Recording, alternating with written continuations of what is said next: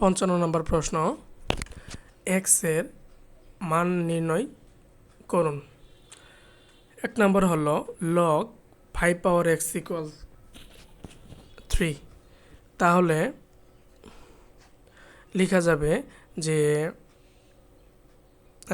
5 পাওয়ার 3 equal হচ্ছে x, বা 5 পাওয়ার 3 মানে কত, 125 ইকুয়াল এক্স, অতএব এক্স ইকুয়াল 125 অ্যান্সার। দ্বিতীয় প্রশ্ন হচ্ছে লগ এক্স পাওয়ার 25 ইকুয়াল 2, বা এক্স পাওয়ার 2 ইকুয়াল 25। যেহেতু এক্সের মানটা বের করা দরকার, তাহলে এক্স স্কোয়ার ইকুয়াল 5 স্কোয়ার, পাওয়ারটা সমান, তাই বৃত্তটাও সমান হয়ে যাবে, এক্স ইকুয়াল 5 অ্যান্সার।